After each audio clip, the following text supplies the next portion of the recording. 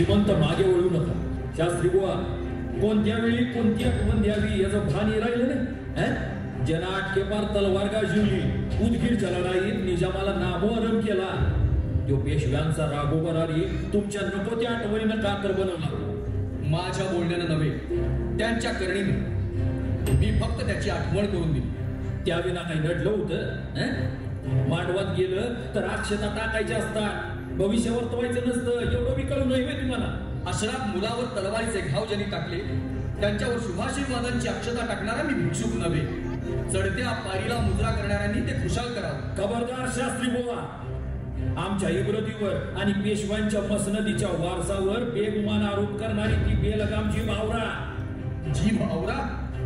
जीभ आवरण्यासाठी मी आज दरबारात आलेलोच नाही. सत्य, न्याय आणि नीतीची कवच कुंडलं चढवून सत्ता पिपासून नराधमाच्या तलवारीचं पाणी जोखावं म्हणून माझी जिव्हा परजण्यासाठीच मी इथे उभा आहे. पेशव्यांच्या समस्त मानकऱ्यांनी, पेशव्यांच्या या खर दरबारात पेशव्यांचाच न्यायाधीश हा रामशास्त्री निर्भीड आणि स्पष्ट आरोप करतो आहे.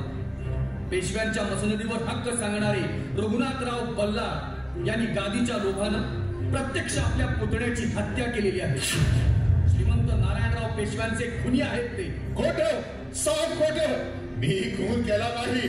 गारद्यांच्या गर्दीत दादासाहेब या भाकड कथा तुमच्या आश्रितांना ऐकवा. त्यांना पटतील ही कदाचित. गारद्यांच्या गर्दीत जर नारायणराव मारले गेले तर मग ज्या गारद्यांच्या हातात मणामणाच्या बेड्या दिसायच्या, त्यांच्या हातात सोन्याची सरकडी कशी दिसतात? ज्यांची मस्तकं मेखसून फुटायची, त्यांच्या मस्तकांवर हे शिरपेच कसे? ज्यांची पुण्याच्या रस्त्यातून भिंड निघायची, ते मानाचे मानकरी म्हणून आज दरबारात कसे? मला माझ्या प्रश्नांचं उत्तर हवंय रघुनाथराव बल्लाळ. खामोश. थांबलास का?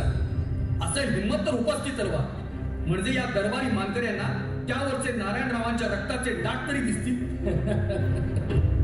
उठलेली वदंत आणि कल्पनेतली आख्यायिका निदान न्यायाधीश म्हणून घेणाऱ्यानं तर बोलू नये. पेशव्यांच्या दौलतीचा हा न्यायाधीश पुरावा असल्याखेरीज बोलत नसतो. सुमेर सिंग, पाहता काय या दगलबाजाच्या मुसक्या आवळा? खबरदार कोण पुढे येईल तर. न्यायाची लाज आणि मसनदीचं इमान राखण्यासाठी शिंदे होळकर न्यायशास्त्र्यांचं रक्षण करतील. तुमची ही न्यायनिष्ठा पाहून आनंद वाटला. शास्त्री बुवा, तुम्ही जो दादासाहेबांवर आरोप केला तो सिद्ध झाला नाही तर तुमची गय केली जाणार नाही. गादीच्या इब्रतीसाठी उपसलेल्या तुम्हा वीरांच्या तलवारी बेइज्जत करणाऱ्या कंठनार कापल्याखेरीज म्याद होत नसतात हे मी जाणतो. शास्त्री बुवा, कसला प्रकार हा? बाईसाहेब, पडद्याबाहेर येऊन तुम्हीच मर्यादा ओलांडली. संसारातील सोबत तेलवातीसारखी असावी. ज्योत तेवत ठेवण्यासाठी वात भिजत ठेवा, एवढंच तेलाचं कर्म. पण मोहानं एक थेंब जरी त्या चोटीवर पडला तरी ती ज्योत विझून जाते. काजळलेल्या वातीखेरीज काही राहत नाही. तुमच्या कर्मानं दादासाहेबांच्या नशिबी तेवढंच उरला. बोलून चालून पाणक्या पायांवर पाण्याची धार ओतायची सोडून पेशवांच्या भिपारीकडे कशाला पाहावं? बाईसाहेब, ज्याला दौलतीच्या पायांवर निष्ठेची धार अखंड ठेवता येते त्यांना सन्मानाच्या भिपारीकडे पाहण्याचा अधिकार असतो. अद्याप तुम्हाला आमच्या अधिकाराची ओळख झालेली दिसत नाही. सुमेर सिंग, याची आजोरी जबान बंद करा. खबरदार सुमेर सिंग. दादासाहेब, या तुमच्या कुत्र्यासने आवरा, नाहीतर या दरबारात रक्तपात झाल्याशिवाय राहणार नाही. सुमेर सिंग, मागे सरा म्हणतो ना मागे. दादासाहेब, नारायणरावांच्या वेळी गार्द्यांना असंच आपण अडवलं असतं तर? काय पोरखेळ चाललाय हा? स्वारींच्या नावानं छत्रपतींच्याकडून वस्त्र आलेली आहे. स्वारींनी या क्षणाला जाऊन मसनदीवर बसावं. कसे बसतील? बाईसाहेब, पेशव्यांची मसनद म्हणजे भोगशय्य नव्हे. ती न्याय, नीती, धर्म याचं प्रखर प्रतिष्ठान आहे. गोहत्या, स्त्री हत्या आणि ब्रह्महत्या करणाऱ्या पातक्यांना त्यावर बसता येणार नाही. नाही शास्त्री बुवा, माझा अपराध नाही. सुमेर सिंगार आणि खडक सिंगार हे कृत्य केले. शिक्षेला ते पात्र आहेत, आम्ही नाही. मला सांगता हे दादासाहेब, ज्यांना साधी मुळाक्षरांची ओळख नाही ते आकाशाचे नक्षत्र टिपतील कसे? पेशव्यांवर वार करण्याची हिंमत त्यांची खासच नाही. नाही, हे कर्म त्या गार्द्यानेच केलं.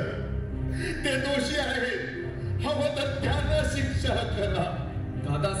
ते हस्तकांना शिक्षा करून त्यामागच्या मस्तकाला विसरणे हे न्यायात बसत नाही. या पातकीचे धनी तुम्हीच आहात, फक्त तुम्ही. फार ऐकलं तुमचं शास्त्री बुवा. पुरावा त्याच. पुरावा हवा ना? हा घ्या पुरावा.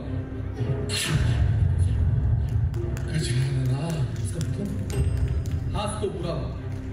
खुद्द दादासाहेबांनी नारायणरावांना मारण्यासाठी त्यांच्या खास हस्ताक्षराचा सही शिक्क्याचा दिलेला हुकूम. आणखीन काय हवं? आता खुशाल त्या मारेकऱ्यांना सोडा व या दादासाहेबांना मसनदीवर बसून राजनिष्ठेच्या शपथा घ्या. शास्त्री बुवा, श्री गजाननाला स्मरून सांगतो, नारायणाला मारण्याचा हुकूम मी दिला होता. माझा हुकूम फक्त धरण्याचा होता. कुणीतरी माझ्या अपरोक्ष हुकुमात बदल केला. कुणीतरी धच्या ठिकाणी मान केला.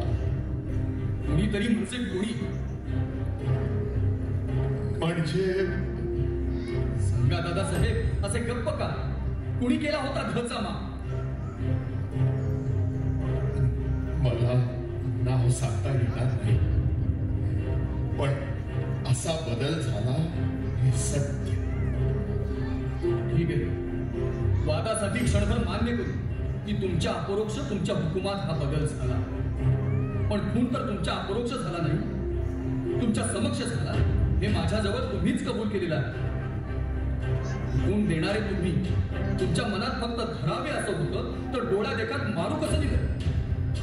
त्याच वेळी मारणाऱ्यांचे हात का नाही कलम केले? एवढंच लक्षात ठेवा की जीवनातलं धन आणि मान कागदावरील अक्षरांच्या बदलांनी मिळत नसतो. शास्त्रीजी, झाला प्रकार योग्य झाला नाही हे खरं, पण पुढच्या संकटाकडे पाहायला हवं. सत्य परिस्थितीकडे डोळे झाक करून दौलतीचं नुकसान होईल. कसलं नुकसान? नारायणराव गेले. दादासाहेबांच्या खेरीज पेशव्यांच्या गादीला वारस कोण? आणि म्हणून दादासाहेब पेशवे? असंभव. ही छत्रपतींच्या पंतप्रधानाची गादी आहे.